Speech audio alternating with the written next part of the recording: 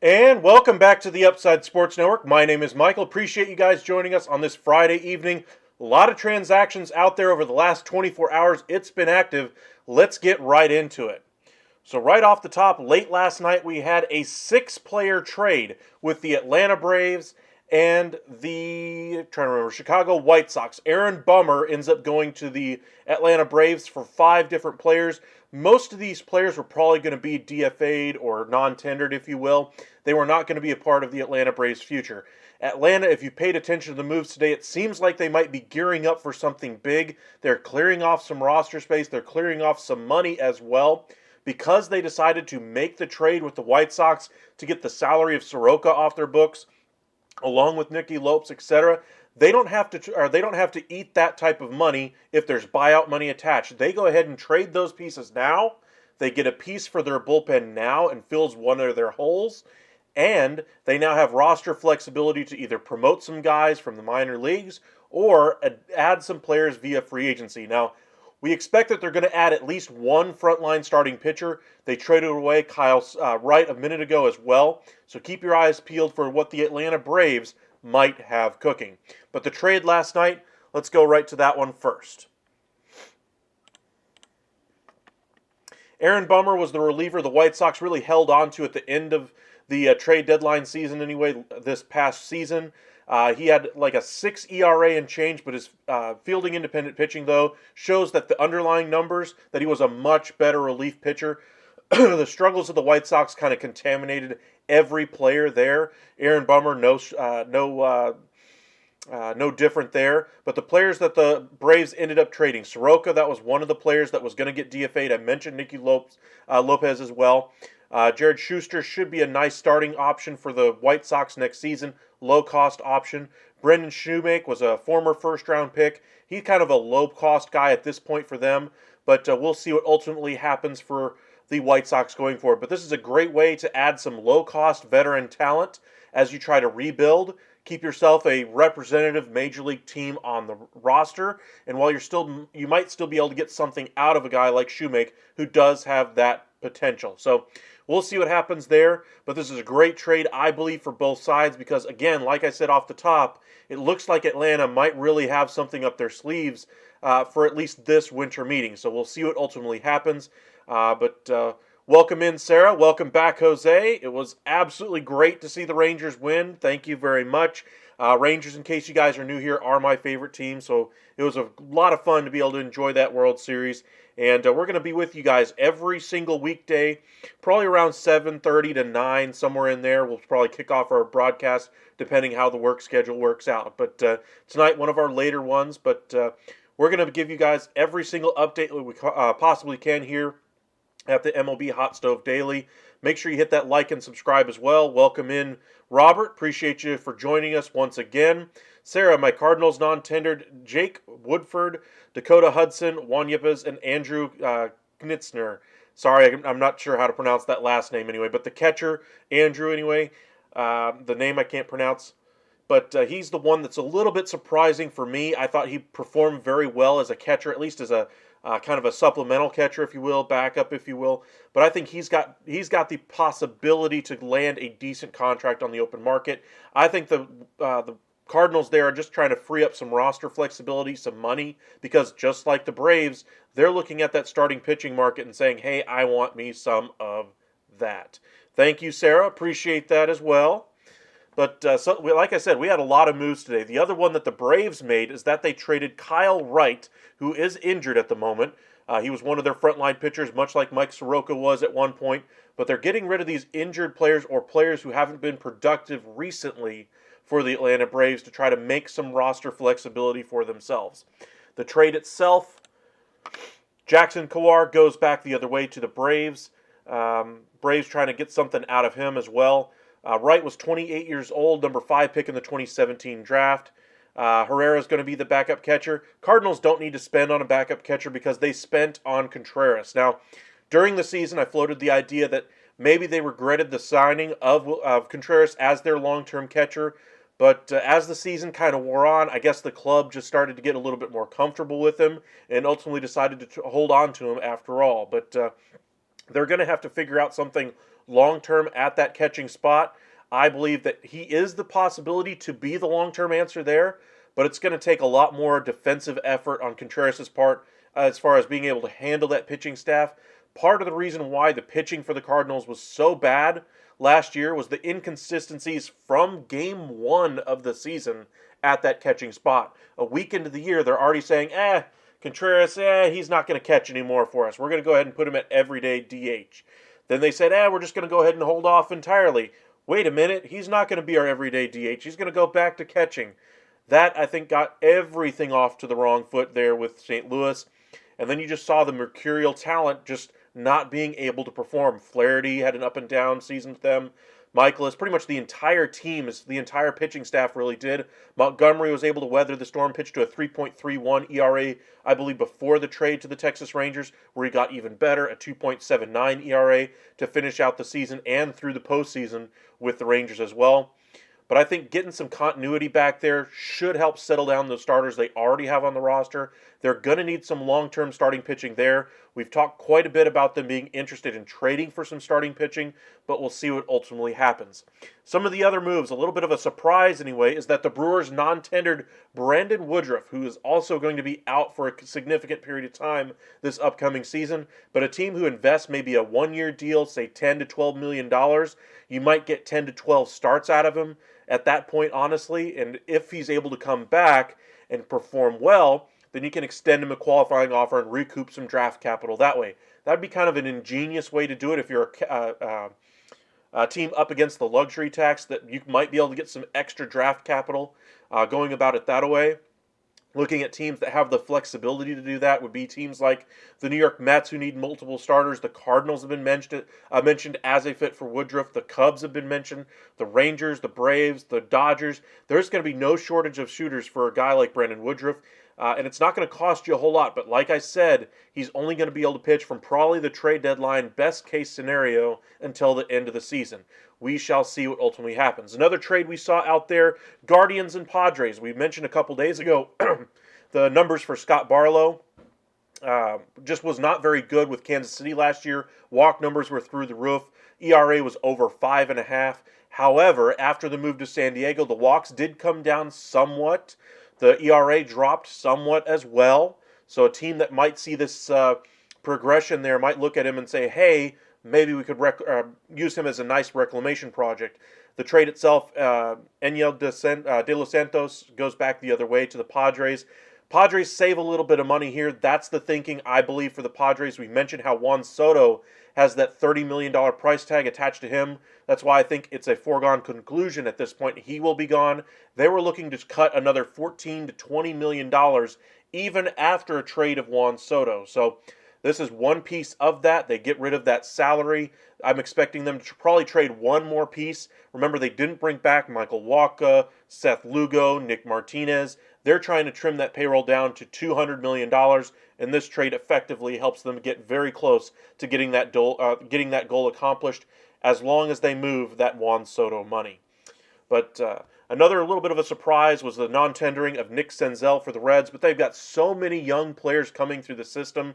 He wasn't part of the long-term future there, much like Jonathan India is likely to be traded. I would expect him to be traded before the winter meetings at this point. Red Sox are one of the teams that kind of stepped forward in recent days. They do have a perennial hole at second base ever since Dustin Pedroia left. We'll see if they're able to solve that with a guy like Jonathan India. There's been some connections with possibly Gleyber Torres going there as well. I'm not sure I'm buying a Yankees-Red Sox trade, but this seems to make more sense. I'm just not sure the Red Sox have the ability to make that type of a trade or should make that trade even if they do have that availability. So other teams that have been expressed interest in Jonathan India, a team that would be a good fit for the Reds, would be a team like the Seattle Mariners who have young starting pitching, which is exactly what the Reds absolutely need. They need starting pitching. I said at the time the trade of Luis Castillo, while a great move at the time, getting them some middle infielders, they had a ton of them already coming through the system.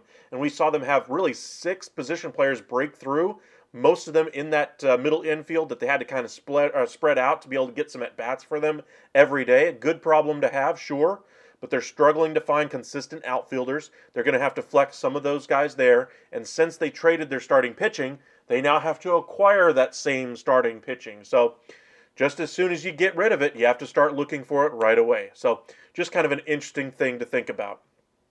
Rowdy Tellez was non-tendered as well. Yes, he was. Not really sure how big of an impact he's going to make on the free agent market. There's a lot of first base type DH type options on the market right now. Kind of a no-brainer non-tender for me. I think even if he goes back, he would ultimately sign for less than what he was going to get on the active roster this upcoming season. First base DH market is flooded with talent right now, and it's not going to get a whole lot of money this offseason. Position player market is thin, but just an overwhelming glut of free agents for that first base DH spot. It's just not looking good for those guys to get it. Daniel Vogelbach, another guy who got non-tendered. Do you think Milwaukee will trade Burns without Woodruff? I think Burns being traded at this point is a 100% guarantee. The question is, will they do it before the season or at the trade deadline? If I was an acquiring team looking at a guy like Corbin Burns, I absolutely want this trade to be done before opening day. The reason being is because if I trade for Corbin Burns, and say I'm the Texas Rangers, I need a short-term starter. I need him to start for 1 year, and if I get to sign him for a long-term deal, great. But I got Jacob deGrom for the entire season next, or not in 2024, but in 2025. deGrom will be back in September. You can't really count on his innings, obviously, this year. So getting Corbin Burns to give you ace-level stuff would be what the Rangers want. But just kind of go with me on this one here. Corbin Burns comes in. He's got 1 year left on his deal. Rangers give away some higher-end prospects, and they're going to have to recoup some of that. Otherwise, they close they shut their window down just a little bit. They make that championship title window a little bit smaller because they don't reinvest that money. And going after a 1 year rental type option really doesn't get it done for them at the trade deadline. By getting the deal done before the season, you can extend it to a qualifying offer. And so say you don't get Corbin Burns to sign a 5 year, $150 million, $200 million extension after the season. Then you can go ahead and recoup some value, at least in the draft, which the Rangers really haven't had a whole lot of high-quality draft picks in recent years because of the qualifying offer being attached to other players that they have signed. Corey Seager, Marcus Semien, Jacob deGrom, among others. So something that should be very important for teams to try to get done this offseason is to try to acquire those rental players before the season starts. The same goes for Milwaukee's shortstop Willy Adames as well. I've mentioned a few times over the past week or so, and then again at the trade deadline, Willy Adames and the LA Dodgers just make too much sense for them not to go ahead and get this deal done. Why? They need a shortstop there. Sure, you can tell me all you want about how Gavin Lux can play the position. You can tell me all you want about how Mookie Betts has great flexibility.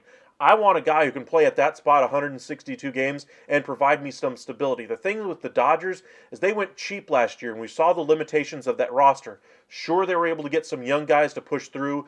James Outman, among others, some starting pitching was able to come through a little bit. But what did we see at the end of the season? The limitations of going young. The young starting pitching didn't hold up. They tried to fix it by bringing in some low-cost options in a guy like Lance Lynn to solve their starting pitching. Didn't work. They tried Ahmed Rosario at shortstop. Didn't work. Kike Hernandez. Didn't work. These are things the LA Dodgers brass is going to have to figure out. And I know they tried to save money. That way they could reset their books for as far as luxury tax considerations for a big-time run at free agency this year. And with Shohei Ohtani on the market, they really wanted to get that guy on their roster. Say they get Shohei. Does he solve your shortstop problem? Does he solve your starting pitching problem next year? No, he does not. So the Dodgers are going to have to spend money. Willy Adames, back to the original point anyway, he makes too much sense to fill in that spot every single day. And then you can use your platoons with Gavin Lux in center, Gavin Lux in left, however you want to deploy him. Shohei Ohtani at DH. Then you can play Lux in right whenever Betts is playing second. However you decide to deploy it, you're much more better off having a guy like Willy Adames to take those 162 at that spot to be able to get the job done. And by getting the trade done before the season, say Willy Adames just doesn't like it, doesn't fit with the Dodgers, doesn't work out long term, they can go ahead and get a qualifying offer for him. I tell you right now, he's probably going to get 5-6 years for 100, maybe even more than that in free agency, depending on how big of a platform year he has. You're going to be able to recoup some level of draft compensation via the qualifying offer. So keep all of these things in mind, especially when you consider trades for rentals. Thinking of Tyler Glasnow down in the Rays, that could be the same, or could be said for him as well. Woodruff, I think, would have been a great candidate to be traded before the season, but they ultimately decided to go ahead and save the money. Little bit surprised they didn't at least try to get something in return, even just holding on to him and allowing him to pitch for them over the final couple months of the season and then giving them a qualifying offer, but to lose him for nothing doesn't make much sense for the long-term money or long-term future of the Milwaukee Brewers, but maybe that just gives you a little bit of an insight as to where the team is going over the next couple of months. Are they really trying to shave as much cost as they possibly can? Because the move to cut Woodruff to non-tender him a contract saves them only about $11 to $13 million. Does that sound like a team that's thinking as far as with their money, or does that sound like a team that's willing to eat that money, even if he doesn't pitch, to be able to acquire some talent going forward? So something to keep in mind as we get closer to the winter meetings and the start of the season. Does Juan Soto get traded this offseason? I'm with Buster Olney. This absolutely has to happen before the start of the season. Even like I was just saying about Corbin Burns and Willy Adames, Tyler Glasnow, he is also a guy on a one-year deal. He's going to sign a massive contract, 10 years, $400 million. Think of the Mike Trout conversation as far as the contract, as far as where the Juan Soto market is going to go. So keep your eyes peeled for what happens there. There was some thought he could get 10 years, $50 million per season. I don't think that's a possibility at this point, but I think you're looking very similar to maybe a Mike Trout, maybe a little bit less on the contract for him as well. But Juan Soto's market, I think, is going to be the Yankees, Mariners, maybe the Giants make a splash, but ultimately I think it's going to be Yankees or Mariners for Juan Soto. Padres are heavily incentivized to go ahead and trade that contract. Remember, the final month of the season, September, they were $50 million short of being able to make their payroll commitments. All the money they've spent over the last couple of years really came home to roost in that final month of the season. That's why you're seeing them be a little bit more frugal with their money. The trade of Scott Barlow, clear indication. The declining of the option on Waka, of Martinez, Lugo, etc., tells you they're in clear cost-cutting mode, and they will trade him before the start of the season. Do I think they'll hold on to him to the trade deadline? I do not. I think the incentive for teams to get the deal done in the offseason is far too great, and the return is going to be far better right now than it will be at the trade deadline. You're going to cut out half the league that says, hey, I don't really have a chance to make a run at a World Series. I understand the Diamondbacks made a run to get there. But that's not the norm. The norm is teams like the Dodgers, the Braves, the favorites in every league are going to be the teams at the final in the final four teams that are left standing. And then when we get to the World Series, it's very unlikely that those teams that just barely scrape in ultimately win the World Series. So think of the Diamondbacks as a little bit more of an exception, not the rule. And just by process of elimination, teams are going to be eliminated that might have been interested in Juan Soto right now. So now's the time Juan Soto will be moved. Other trades that we've seen. Cal Quantrill, we noticed that he was DFA'd the other day by the Guardians. He ultimately goes to the Rockies. Good move for the Rockies. They need some starting pitching. Cal Quantrill had a down year this year. Maybe he's a good bounce back candidate for them. I've always said over the with the Rockies that they don't need to get guys that are able to move the ball right and left. They need guys that can throw hard and can sink that ball. If they're able to do those two things with that high elevation, the cold temperatures, etc., I think that's probably the best way to build your pitching staff, and they have yet to do that in any one season to build their pitching staff that way since they became a team. Think of how many years, how many different ways they've tried building that pitching staff, and never once have they just gone with hard throwers and sinker ball throwers as well. So think of back in the day of the great Greg Maddux, where he was able to move the ball right and left, pinpoint accuracy all throughout the summer. When it gets to October, what was the one thing he struggled with? His command, because of the colder temperatures, etc. That's why the Braves got to the postseason, won the division for so many years, and ultimately struggled in the postseason because their pitchers were not able to perform quite as well as during the regular season. Am I saying Greg Maddux is a bum in cold temperature? No, I'm not. Greg Maddux is still one of my top 10 favorite pitchers ever to watch throw a ball. But I'm saying when you're in higher altitudes, when you're in colder temperatures, it's harder to get accuracy to move that ball right, left, and those kinds of things. So being able to throw hard, being able to locate with that fastball, and being able to sink the ball in a ballpark that's able to allow that ball to travel further than any other ballpark are things that should be very important. And I'm kind of surprised nobody else has really picked up on this, that's the one thing they haven't tried. They keep trying other pitchers, but we'll see if they're able to solve things going forward. Cal Quantrill, hopefully he's able to find a long-term home there. Alrighty, Marlins did make a little bit of a trade with the Rays. Peter Bendix, the new GM there in Miami, picking up a couple of pieces there. Vidal Brujan and Calvin Foucher. Not sure if I pronounced the names right, but we'll go with that. Small trade as well with the Mariners and Red Sox. Luis Arias, formerly of the Milwaukee Brewers, third base, kind of a utility type player.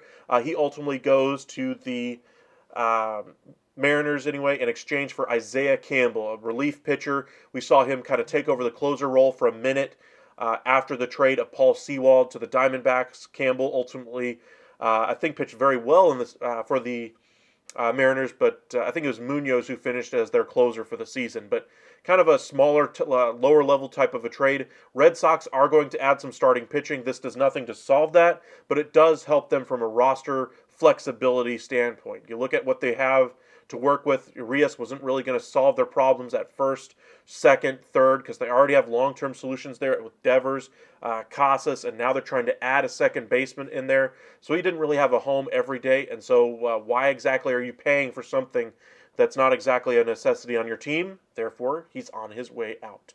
But a lot of movement today over the last 24 hours. The other big news item is that Yoshinobu Yamamoto is going to be posted next week.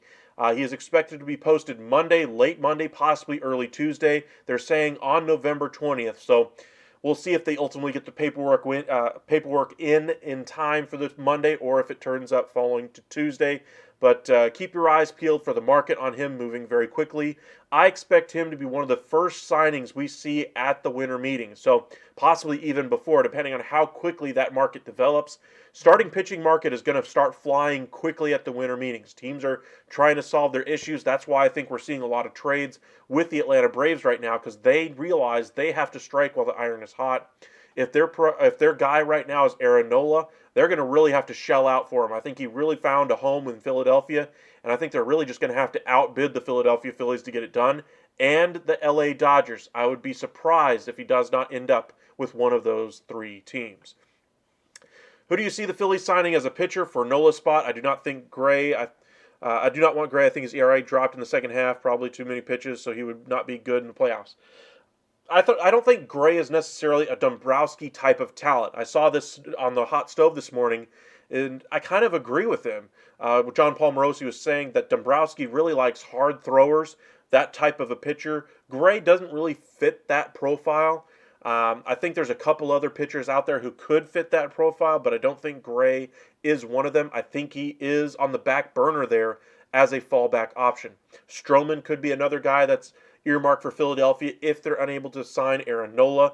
Otherwise, they could go to the trade market. Dylan Cease is readily available from the White Sox. Tyler Glasnow throws hard. That would be another guy that could fit the Dombrowski mold. Remember, everywhere he's been, he's really tried to acquire frontline, hard-throwing starting pitchers. You look at his time with the Detroit Tigers, he did that there. His time with the Boston Red Sox, he signed the long-term deals for Chris Sale and David Price. He was the one who got those types of deals done.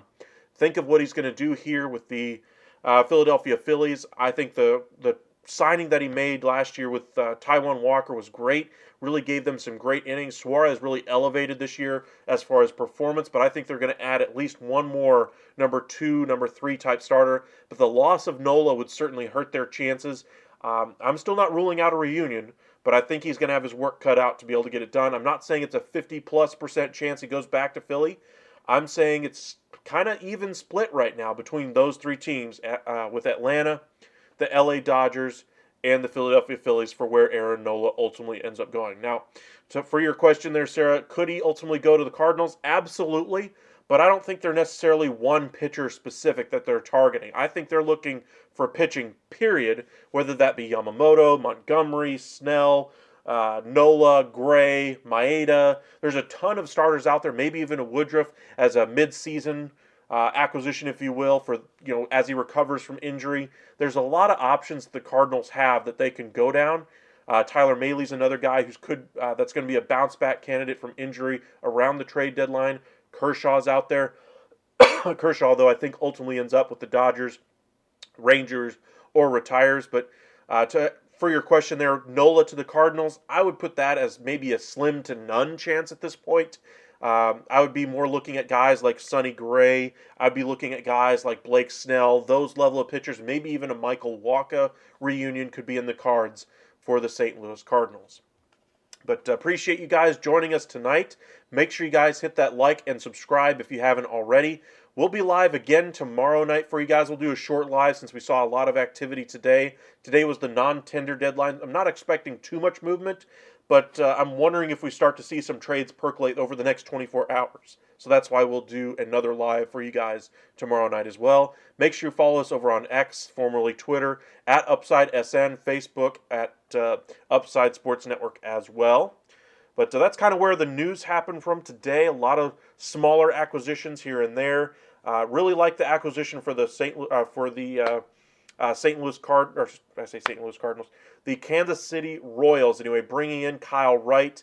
I'm not sure he really gives them anything long term, but they are so devoid of talent as far as a pitching staff that they had to make this type of move. You look at what Cole Ragans did with the Royals during the second half of the season after the trade the Rangers made for Aroldis Chapman. He was part of that return. They just need to get some starters in there, so they have to do what they can to be able to acquire some starting pitching. Kyle Wright, if he's able to sign a long-term deal and get back to the starter he was, say, a year and a half ago, then we're talking about the Royals really having the foundation of a solid pitching staff. Now, they're still a long way from contention, but I like that move. The other move that I really like is both for the Atlanta Braves and the Chicago White Sox. White Sox are going to be selling. Dylan Cease, I'm expecting to be traded before Christmas. I'm expecting him to probably end up in Baltimore. They need a frontline starter. We saw their pitching staff really kind of show its warts, if you will, against the Texas Rangers, where they really were drummed in that first-round playoff matchup that they had in the divisional round, if you will. But they need some starting pitching. I think Dylan Cease is earmarked there. They're still going to be looking at other starters. Eduardo Rodriguez makes a lot of sense there as well. But the White Sox, the acquisition of 5 players, 4 of which probably ultimately make the opening day roster for them, allows them to save so much money on other players should they decide to really tear it down to the studs. Maybe a Moncada is out the door. Maybe a Eloy Jimenez is out the door. The big trade piece I think they have is Luis Robert.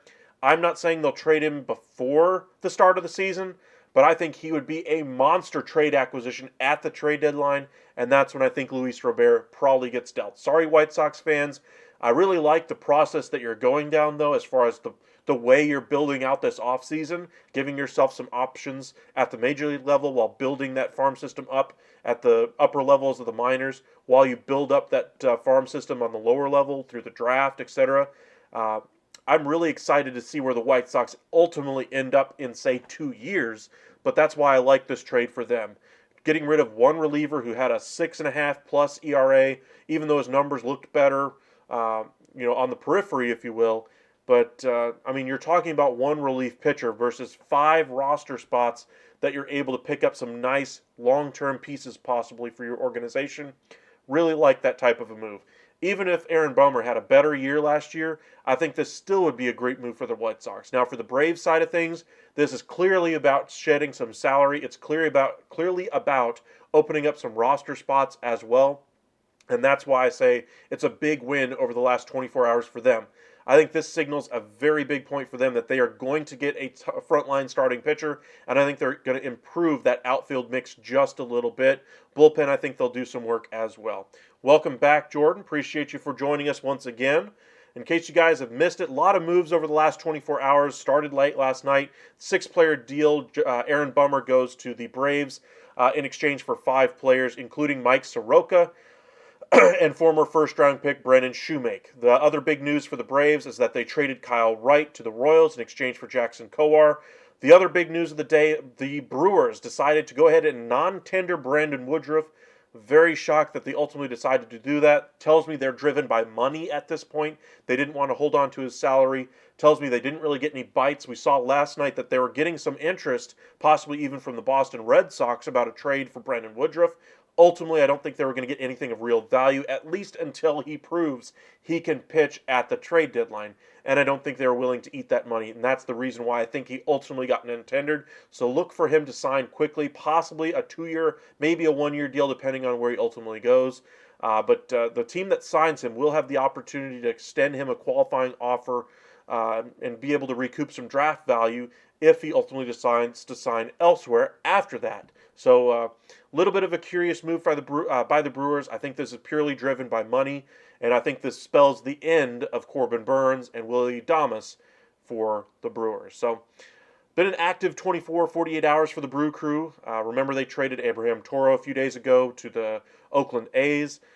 They've got some decisions to make with their bullpen with regards to Devin Williams, among others. Are they going to try to capitalize on the success that they've had with that bullpen and try to recoup some value while it's high? They have a lot of good young position players coming through the minor leagues, especially in that outfield group.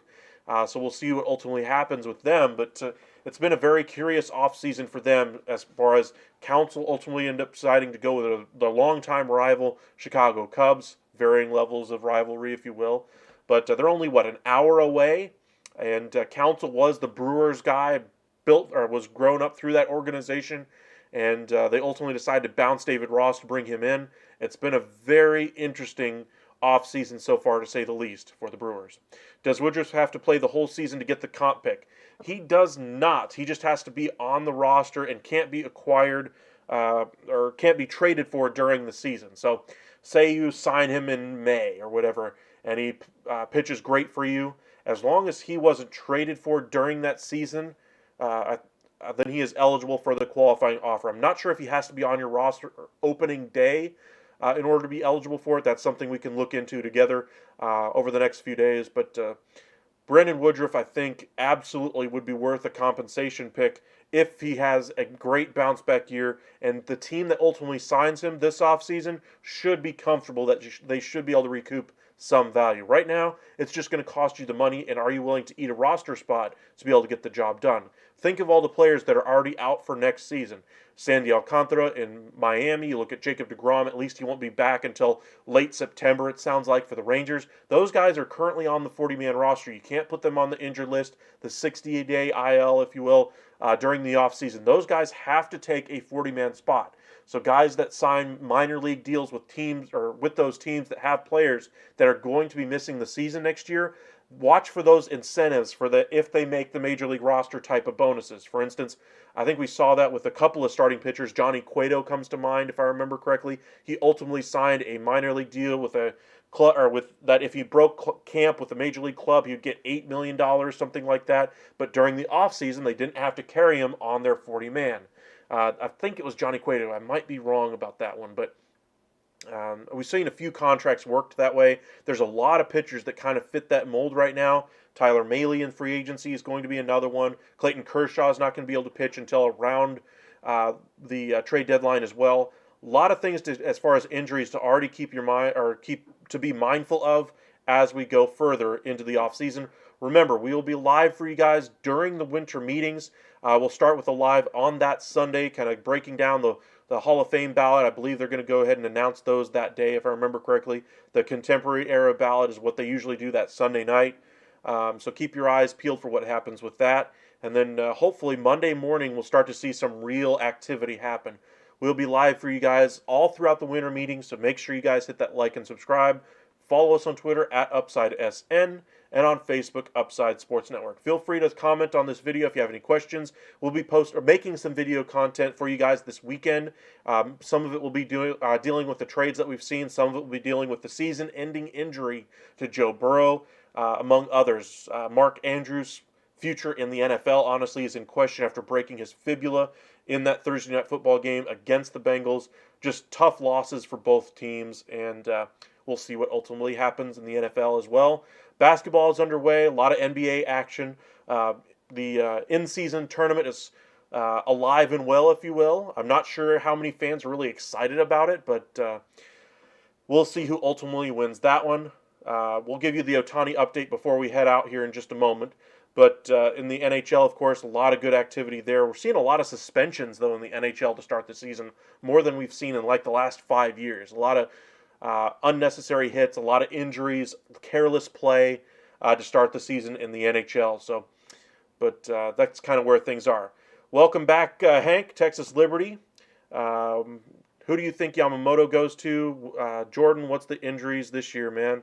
Well, there's quite a few injuries. I mentioned a few of them that are free agents right now. Kershaw, Mahle, Woodruff are the guys that are free agents right now that are injured that should be able to sign contracts and be able to perform sometime around the trade deadline. Alcantara for the Marlins, DeGrom for the Texas Rangers. There's a lot of guys around the league right now that are recovering from injury. We'll see how they ultimately come back to spring training. If there's going to be some more off-season injuries, there always is one or two. One guy always gets in a motorcycle accident, it seems like, as unfortunate as that is.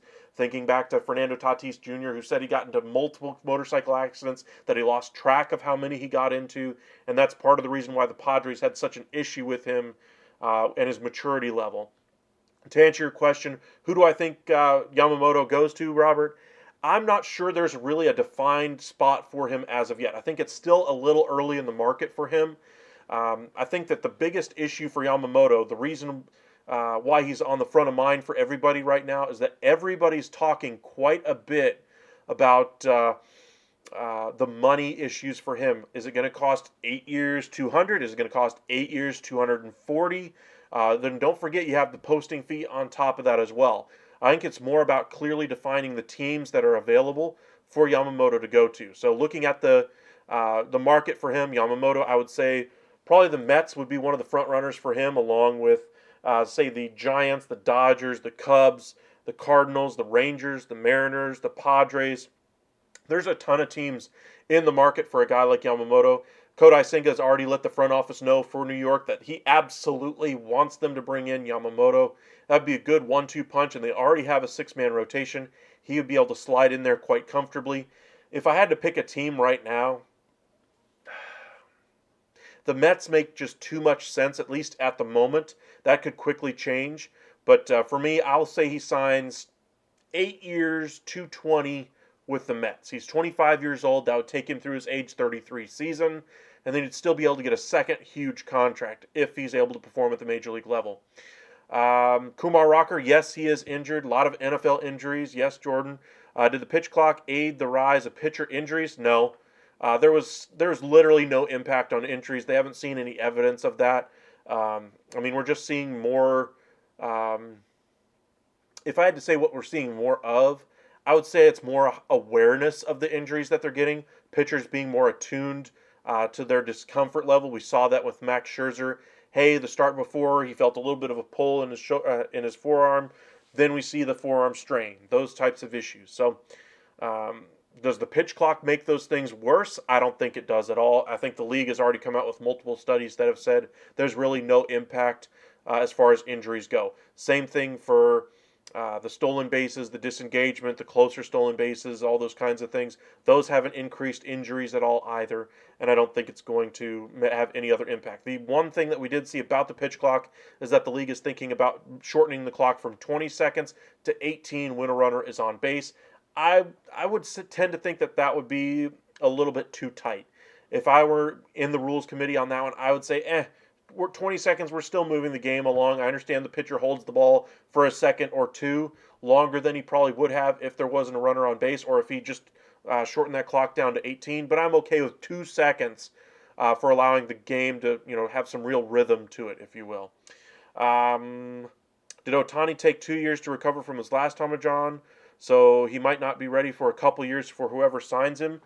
I'm not sure that that's, as far as Ohtani goes, he's going to be playing every day as far as a hitter next year. He's still going to be, running the bases. He's going to be a 40 stolen base guy. He's going to have a real chance to win the Triple Crown. I just wonder with him playing every day if that's going to slow down his recovery. Those kinds of things. I think the last time he had Tommy John, he wasn't still playing at the time. They were a little bit more cautious with him that way. But I think as far as Ohtani goes, he's not going to pitch next year, and usually it takes a year to kind of get back into the swing of things anyway for a normal pitcher. So think of think of the other pitchers that have rebounded from Tommy John. That first 6 months, that second half of the season when they come back, usually isn't themselves, and then finally that they have one off season to kind of recover, and then they're back to being their normal self. That, to kind of your point there, will it take 2 years for him to recover? In that sense, I guess you could be correct. Could he be back to being the Shohei Ohtani dominant Cy Young winner, after this coming season? I think that would be asking a little much. But as far as the Ohtani sweepstakes, let's kind of finish up with them. We kind of set up our 1, 2, 3 as far as the favorites for Shohei yesterday. Dodgers, Cubs, and Rangers. Kind of throw them in a bag right now and see which one ultimately comes up. But for my money, I think it ultimately comes down to, out of those three, the Rangers and the Dodgers. I think the Dodgers have always been one of the best case scenarios for Shohei Ohtani. Just the litany of division championships, the great level of success that they've had over the last decade now in that division. Padres are going to take a little bit of a step back now with their owner passing and them trying to save some money. Giants have been a little bit of a dumpster fire for the last year and a half when it comes to free agency. They seem to not be able to get out of their own way. They keep firing their manager and not sticking with the guy. Kapler, I thought, did an exemplary job with the pieces he was given on the roster. And they ultimately go with Bob Melvin. I'm not sure how much of an upgrade over Kapler he is, but we'll see what ultimately happens. But I know there's some people out there who think that the teams like the Blue Jays could have a chance, or teams like the Mets could be in there, or the Yankees, or the Red Sox, and they might be in there. But I just don't think they're going to be, if I had to give a percentage chance, I'd say all of those other teams that are not those three probably get a 5% total that they might get Shohei Ohtani, and you might be living on a wing and a prayer, if you will, hoping to get Shohei. But I think it's really going to come down to the money for him. But the biggest issue is who gives him the best chance to win, which is where I think the Cubs fall just a little bit short. Their pitching is lacking a little bit. They got some nice strides out of Justin Steele this past season. They brought back Kyle Hendricks, but outside of that, they really don't have too much in that starting rotation. My money is on the Blue Jays because I'm a delusional fan. Hey, I mean, you saw how I was, rooting for the Rangers all during the season for them to make it to the World Series. How many of you guys thought I was nuts for putting them in the World Series? Sure, they were playing great in the first half of the season, but we all saw the issues. They're playing way above their heads, etc. Everybody's allowed to be a delusional fan. What is fan short for? Fanatic. You're allowed to get fanatical, be a fan for your favorite team. So I don't fault you at all, Jordan. Go ahead and root for them to get Shohei Ohtani, but I think they're going to be looking more for a center fielder, first base, third base option, and then some bullpen. I think they got too many other holes, and I don't think they have the money to get Shohei and fill those other spots. Tax is great for the Rangers, but he does have to pay taxes on away games. The Jordan rule. Yeah, I mean, you get paid for the games where you ultimately play your game at is the state that you pay the taxes in, and I think that is a big bargaining chip for the Texas Rangers ahead of other teams. Do I think he's going to care ultimately about money? I don't think so. I think the injury to the loss of him being able to pitch this upcoming season, I think might have cost him $50 million. So instead of getting a $600 million deal, I think he ultimately gets about $550. But you were spot on last offseason. I tried, but you got to remember, my pick for the National League side was the San Diego Padres. Just in case you guys didn't catch that, the San Diego Padres. And we all saw how that worked out. But the Rangers were my pick to at least get to the postseason. I think I ultimately had the Blue Jays getting all the way to the World Series to begin the year. Around the trade deadline, my pick was the Rangers. So we'll see if my picks after this offseason work out a little bit better than the Blue Jays and Padres did. But my trade deadline, they did pretty well. I will say that. But should be a very interesting next few months anyway. That's why we're going to be live with you guys. You think he does a short-term deal, 1 to 3 years? I'll put it this way. In order for him to be incentivized to take that, you're probably looking at a $75 to $80 million salary for Shohei Ohtani for him to take that type of a deal. Is there any world he takes 3 years at $240 million versus 10 to 12 years at $550, $600 million? I don't think there's a prayer he gives up on that long-term stability. Plus, it's not like he couldn't demand a trade and go to wherever he thinks he wants to go to after this. I think he wants to secure the bag because one more Tommy John, and we're talking about a guy who might not be able to pitch again. So you got to worry about that. You got to worry about your long-term future. You saw how the injury just before he got to his free agency period this year is going to cost him $50 million. So we'll see what ultimately happens with where he ultimately goes. But I think the Dodgers still probably the favorite out of all the teams just because of how much they have dialed into Shohei. But I think the Rangers winning the World Series kind of upset the apple cart. I think that really jumped them into the race more than they might have been already. I think the Rangers were probably in the top 5 before they won the World Series. I think the winning the World Series clearly vaulted them in the top 2. I think the Dodgers still the top favorite, but I think the Rangers are right on their heels along with the Cubs. And then those other teams that I mentioned, the Giants, the Padres, the Blue Jays, the Mets, the Yankees, the Red Sox are all a distant also ran. So we'll see what happens. No way do I give up $550 million just by chance I get hurt. Just my 2 cents. That's kind of my point as well. I mean, $550, $600 million might ultimately be what he gets. The injury might not ultimately cost him that extra 50 plus million, but I think anybody in their right mind would see that long-term money and say, that's just not my lifetime's money. That's not generational money. That's generational, beyond my lifetime, beyond my kids' lifetime. Their grandkids will be able to be taken care of by this. They literally wouldn't have to work at all with that type of money that they would be able to bring in. Just say you put $300 million of that in, just in a very conservative stock market or a money interest accruing account, they would be able to live off of just the interest payments alone.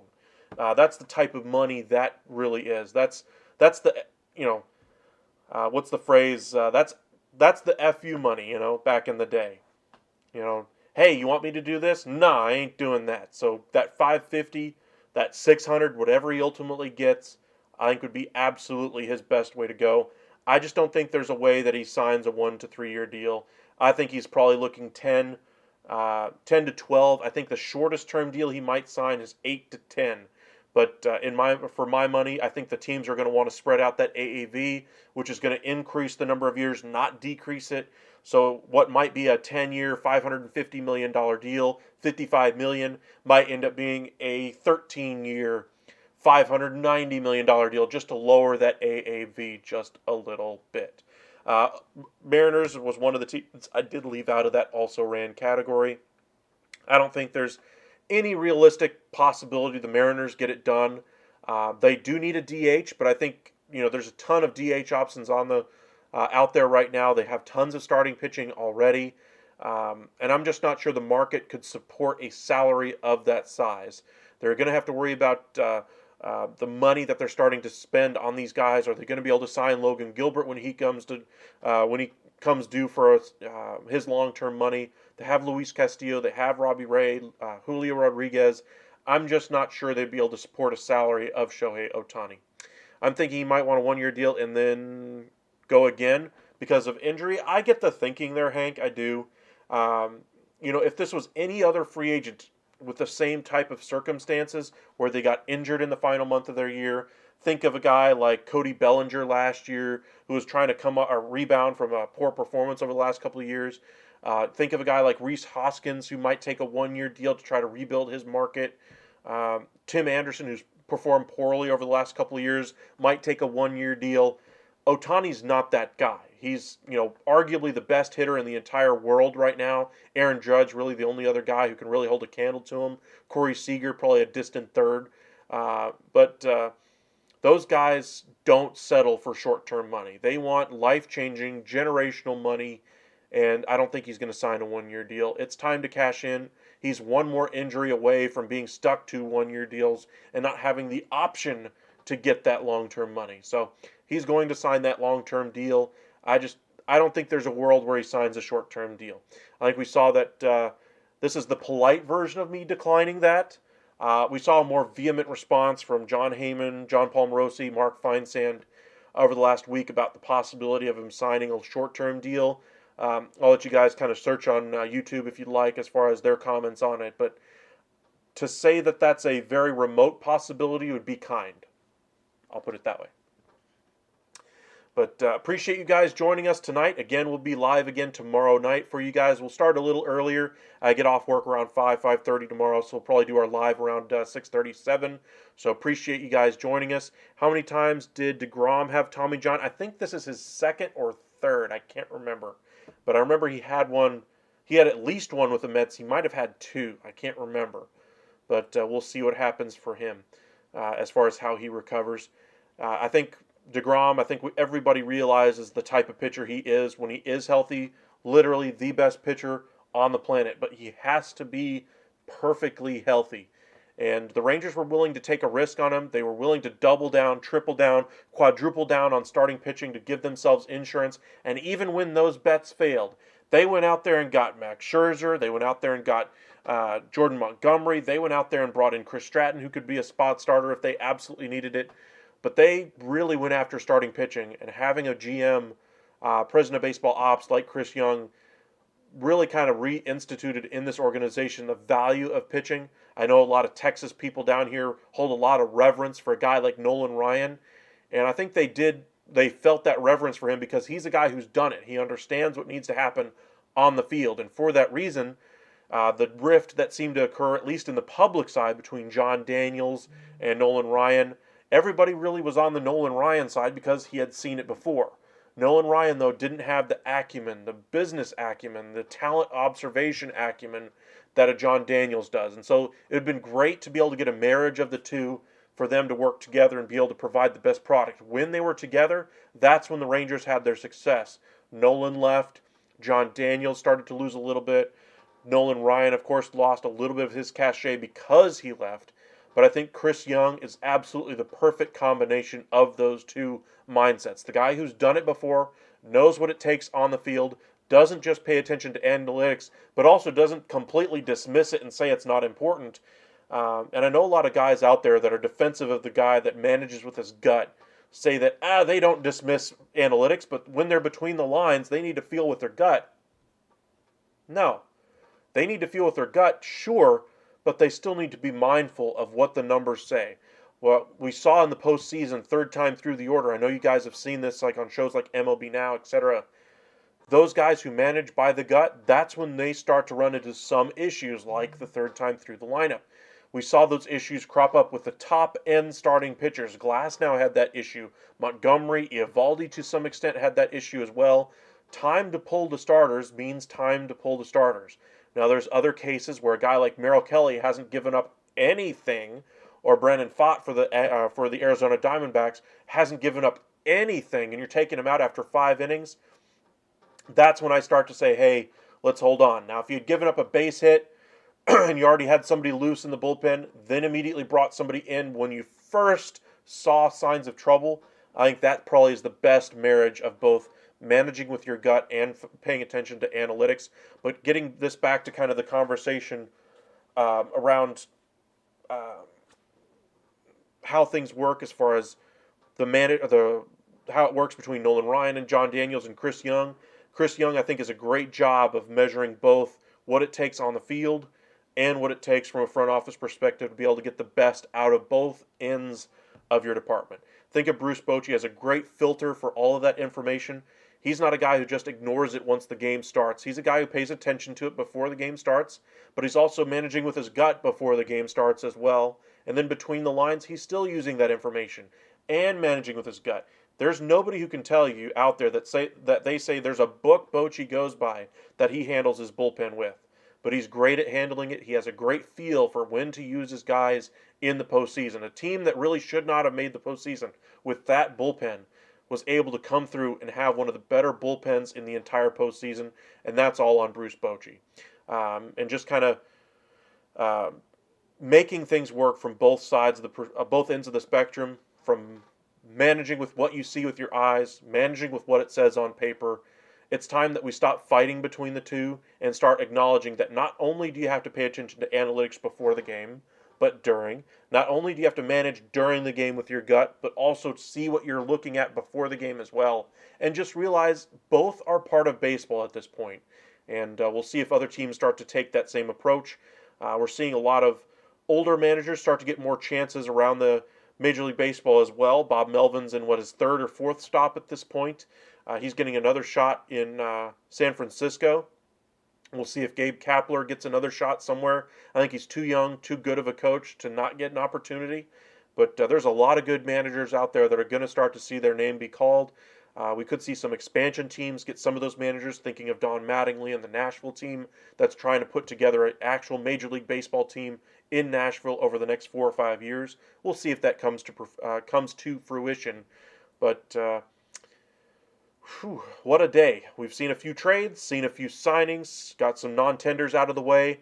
Hopefully this sets the stage for an active couple of weeks around Thanksgiving, at least for rumors. I'd love to see things start to get off to a hot start there, and then hopefully before we get to the winter meetings, we start to see some of the starting pitchers come off the market. I'm thinking of Jordan Montgomery, thinking of Yoshinobu Yamamoto, those type of players. Maybe we even get some trades, Tyler Glasnow, Juan Soto, among others. But appreciate you guys joining us tonight. Again, we'll be live for you guys around 6:30, 7 o'clock tomorrow, updating you guys on all the latest from around Major League Baseball. And we'll make some videos for you guys starting on Monday. They will be released. So appreciate you guys joining us tonight. We'll see you next time.